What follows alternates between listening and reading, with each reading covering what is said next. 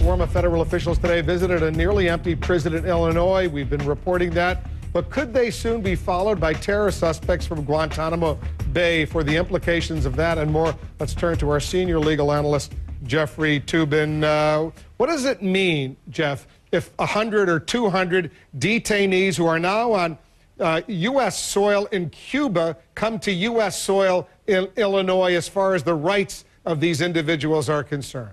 It really doesn't mean much, Wolf. There have been several Supreme Court cases about the detainees while they are in Guantanamo, and what the court has said in various different ways is they are within the reach of the American legal system in Cuba, where they are now, so they would still be within reach of the legal system if they move to Illinois. They have the right to some kind of hearing. Now, the government hasn't provided a hearing to all these people yet. It now appears that some of them will be tried in a civilian court here in New York. Some of them will get a military tribunal. Some of them, it's undecided, but all of them have the right to challenge their incarceration, whether they're in Cuba or if they're in Illinois. If they're at a military detention facility in Guantanamo Bay, as opposed to a federal maximum security prison in Illinois, and we've been showing our viewers some pictures of that maximum security prison, would they have different rights in terms of visitors allowed to come in and spend some time with them?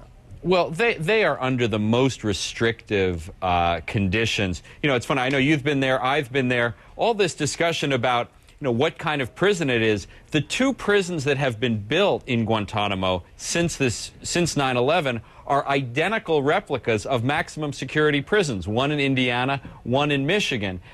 They don't have the right to visitors. They're not going to have the right to visitors if they're in Illinois. The conditions of confinement will be substantively the same. So I don't think there is going to be really any change in their day-to-day lives, except it's going to be a lot colder in the winter. It'll be much colder, especially in the winter, as you point out. Let's get to New York City, where you are right now. Some are suggesting once these 5 detainees, Khalid Sheikh Mohammed and company, are moved to New York and this trial starts, it's going to quickly become a circus. How do you avoid that? You're a former assistant U.S. attorney. One very important factor, and it's something we don't know yet. Who is the judge? The judge in the Southern District of New York will be picked out of a wheel. It's random chance, but the judge will have to exercise tremendous caution and care and vigilance, because there are some judges, frankly, who aren't very good at their job, and they let people get out of control. I think a lot of people remember the O.J. Simpson trial and how Lancito let that thing drag on for months and months.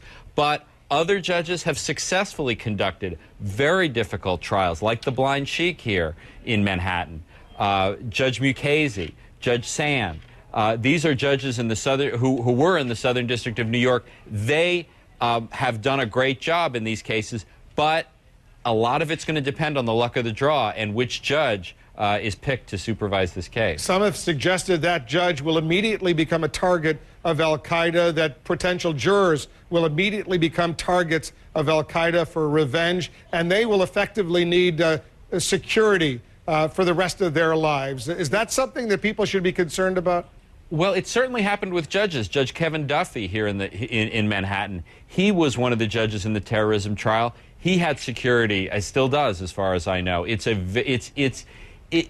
very serious thing to be the judge. It's a very difficult job to be a juror in one of these cases. I think voir dire, jury selection in Lower Manhattan in a 9/11 trial is going to be incredibly difficult, not just, as you suggest, because of jurors who may be worried about the danger, but jurors who have some connection to 9/11. So many of us here who live in the city lost someone we knew or cared about, or a friend or a friend of friend.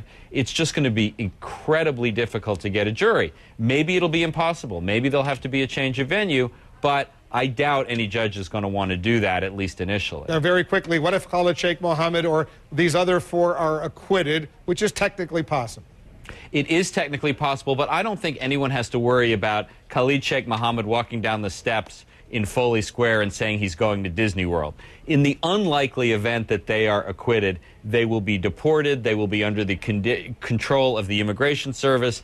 An acquittal will not mean an immediate release under any circumstance. Let's say Khalid Sheikh Mohammed is acquitted for 9/11. Could he then be tried for murdering Daniel Pearl, the journalist? Absolutely. As far as we know, Khalid Sheikh Mohammed has been involved in lots of different crimes. He has claimed responsibility for Daniel Pearl's murder. I think it's unclear whether he really was involved, but certainly 9/11 is not the beginning and end of his exposure, so that's just another reason why he's unlikely to be, not unlikely, it was impossible for him to be released in the unlikely event that he's acquitted. Jeff Toobin, thanks very much. Okay, Wolf.